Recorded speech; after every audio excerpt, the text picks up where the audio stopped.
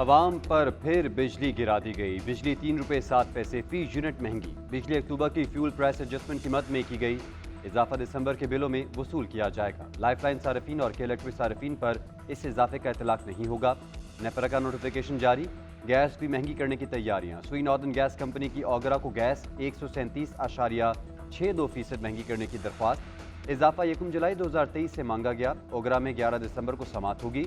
उधर Peshawar high court का gas की कीमतों में इजाफे पर वफाकी हुकूमत को नोटिस।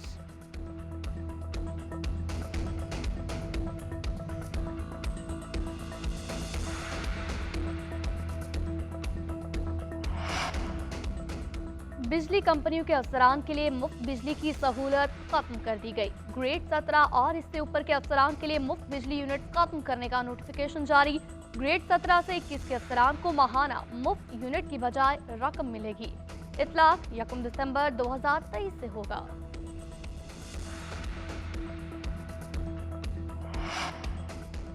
इस्लामाबाद में मुस्लिम लीग के मकामी रहनुमा समेत 4 अफराद कत्ल। साबिक चेयरमैन जंगी सैदा सैयद इबरार शाह के गाड़ी पर फायरिंग की गई। मुलजिम मौके से फरार। पुलिस के मुताबिक चारों अफराद का कत्ल पुरानी दुश्मनी का नतीजा है।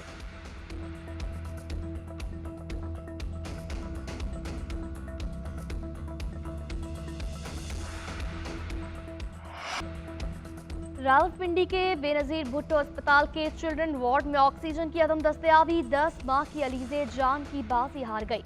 बाकी बच्चों की जिंदगी भी दांव पर लग गई। मासूम बच्ची के लवाहिकीन ने कहा बच्ची की मौत ऑक्सीजन न मिलने से हुई। MS ताहिर रिजवी ने कहा अलीजे ऑक्सीजन की कमी की वजह से नहीं बल्कि उसे डबल नमोनिया था। ट्रेनी डॉक्टर के बयान की तहकीकात के लिए इंक्वायरी कमेटी बना दी गई। गलती साबित होने पर नौकरी से बर्खास्त किया जा सकता है। निगरान वजीर आला पंजाब मोहसिन नकवी का चिल्ड्रन वार्ड में ऑक्सीजन की कमी का नोटिस। ऑक्सीजन की दस्तयाबी फौरी यकीनी बनाने इंक्वायरी का हुक्म। जाँ बहक होने वाली बच्ची के लवाहिकीन से इजहार अफसोस।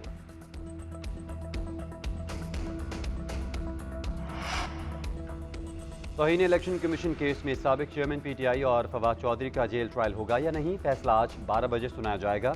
इलेक्शन कमीशन ने वजारत कानून की राय के बाद फैसला महफूज किया था। वजारत दाखिला ने बानी चेयरमैन को इलेक्शन कमीशन पेश करने से माजरत की थी।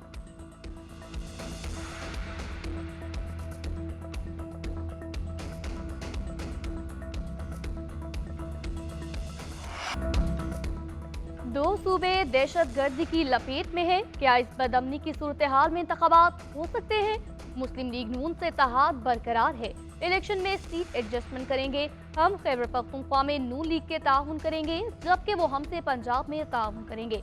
वजीर आजम वही होगा जो आवाम चाहेगी। मौलाना फजलुर रहमान ने कहा PTI के गुब्बारे से हवा निकल गई। PTI के इलेक्शन से पता चल गया वो सियासी पार्टी नहीं है। इलेक्शन के लिए तैयार मगर इंतखाबात में बराबर का माहौल मिलना चाहिए।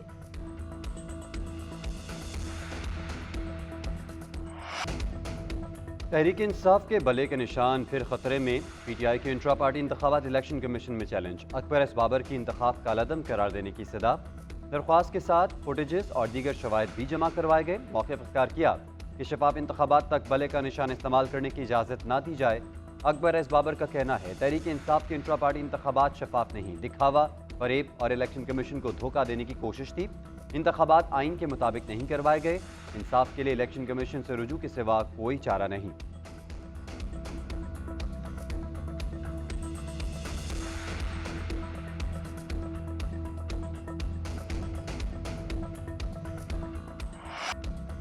बानी तहरीक इंसाफ को ओहदे से हटाने का केस। इलेक्शन कमीशन में फैसला महफूज। शुएब शाहीन ने मौक़िफ़ इख्तियार किया। इंट्रा पार्टी इंतखाबात का रिकॉर्ड जमा करवा दिया। नया चेयरमैन आ चुका। कानूनी तौर पर केस खत्म हो गया। दरख्वास्त गुजार के वकील ने इस्तदा की आप ऑर्डर में लिख कर दे दे कि बानी चेयरमैन सजा याफ्ता हैं, वो पार्टी का कोई ओहदा नहीं रख सकते। चीफ इलेक्शन कमिश्नर ने रिमार्क्स दिए बानी चेयरमैन ने इलेक्शन लड़ा ही नहीं, इसमें हम कुछ नहीं कह सकते।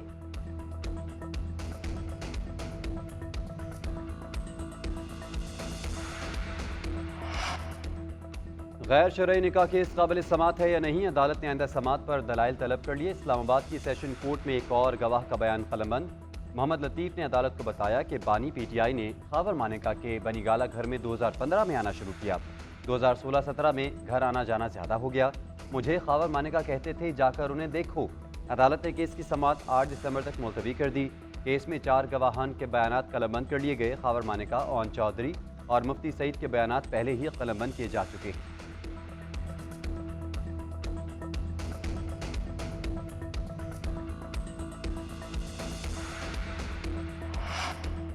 साइफर केस में साबिक चेयरमैन पीटीआई और शाह महमूद कुरैशी पर 12 दिसंबर को फर्द जुर्म लगेगी। ऑफिशियल सीक्रेट एक्ट के तहत कायम खुसूसी अदालत ने गुज़िश्ता रोज की समाअत का तहरीरी हुक्मनामा जारी कर दिया। हुक्मनामे में कहा गया, वकील सफाई के मुताबिक ऑफिशियल सीक्रेट एक्ट की दफा 6(13) के मुताबिक ट्रायल के हवाले से हुकूमत का हुक्मनामा मौजूद नहीं, अदालत का दायर इख्तियार नहीं। प्रोसिक्यूटर आइंदा समाअत पर ऑफिशियल सीक्रेट एक्ट की दफा 6/13 के तहत हुकूमत की जानिब से उमूमी या खुसूसी हुक्मनामा पेश करें। प्रोसिक्यूटर के मुताबिक ऑफिशियल सीक्रेट एक्ट की दफा 6/13 में हुकूमती हुक्मनामे को जरूरी करार नहीं दिया गया। दौरान समाअत मुल्ज़िमान में चालान की नकसूल तकसीम करके दस्तखत कराए गए।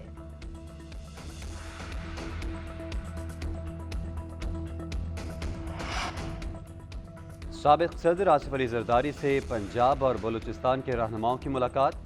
मुल्क की सियासी सूरत हाल पर तबादला ख्याल। मुलाकात करने वालों में रूजी खान काकड़, अली मदद जतक, नदीम अफसल चंद, मखतूम इर्तजा और दीगर शामिल।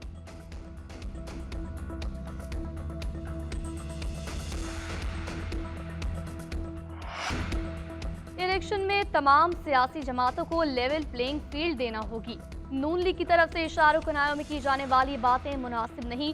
पीपी रहनुमा राजा परवेज अशरफ ने कहा, कौमी इदारे पाकिस्तान के इदारे हैं, किसी जमात के नहीं। इदारे मुतनाज़ बनाकर मसाइल हल करने वाली हुकूमत कैसे बन सकती है? बदकिस्मती से हराकर इलेक्शन मुतनाज़ा हो जाता है। तमाम जमातें इलेक्शन को मुतनाज़ा बनाने से गुरेज करें। किसी को जबरदस्ती रोका जा रहा है, वो अदालतों में जाए।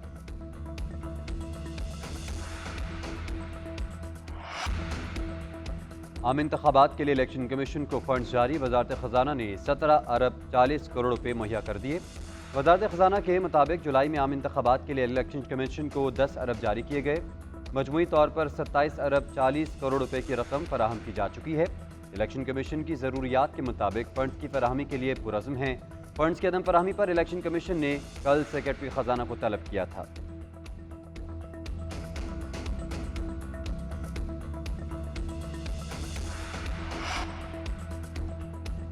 पेशावर हाई कोर्ट ने इलेक्शन कमीशन से इंतखाबी शेड्यूल तलब कर लिया। जस्टिस सैयद अरशद अली ने रिमार्क दिए, इलेक्शन शेड्यूल तो 54 दिन पहले आता है, 8 फरवरी से पहले दिन गिनने कब आता है? इलेक्शन कमीशन के वकील ने दलाइल दिए, बगैर शेड्यूल के इंतखाबात नहीं होते, शेड्यूल भी आ जाएगा। दरख्वास्त गुजार के वकील ने कहा, 13 दिसंबर तक शेड्यूल आना चाहिए। जस्टिस सैयद अरशद अली ने रिमार्क दिए, सबको एतमाद है, लगता है दरख्वास्त गुजार वकील को एतमाद नहीं, इसलिए वो शेड्यूल मांग रहे हैं। इलेक्शन कमीशन के वकील ने कहा, अल्लाह खैर करेगा।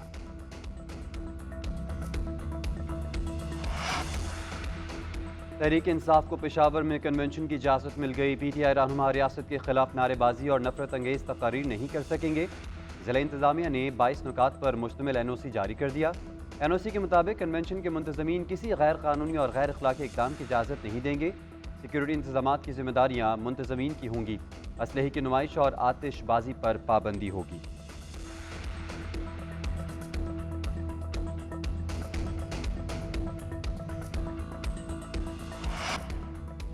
इंडोनेशिया में फंसे पीआईए के 2 तैयारों के हवाले से बड़ी खबर। कौमी एयरलाइन ने लीजिंग कंपनी को $26 मिलियन अदा किए। एक तैयारा वतन वापस पहुंचा। तैयारे ने इस्लामाबाद लैंड किया। दूसरा तैयारा भी चंद रोज तक पीआईए के बेड़े में शामिल हो जाएगा।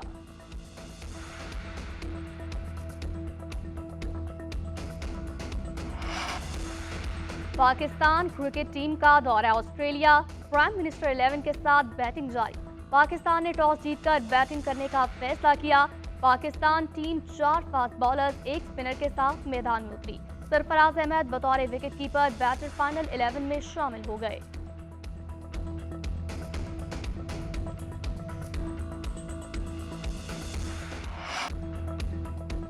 अजीज मियाँ कवाल को मद्दाहों से बिछड़े 23 बरस गुजर गए। अजीज मियाँ की कवालियों में शराबी मैं शराबी तेरी सूरत और अल्लाह ही जाने कौन बशर है आज भी सुनने वालों पर वजह तारी कर देती हैं। नाबर कवाल को फ़नी खिदमात के एतराफ़ में हुकूमत पाकिस्तान की तरफ से प्राइड ऑफ परफॉर्मेंस समेत मुतादिद अवार्ड से भी नवाजा गया। बारोब और ताकतवर आवाज़ के मालिक अजीज़ मियाँ का असल नाम अब्दुल अजीज़ था। मियाँ उनका तक़िया कलाम था, जो वो अक्सर अपनी कवालियों में भी इस्तेमाल करते थे, जो बाद में उनके नाम का हिस्सा बन गया।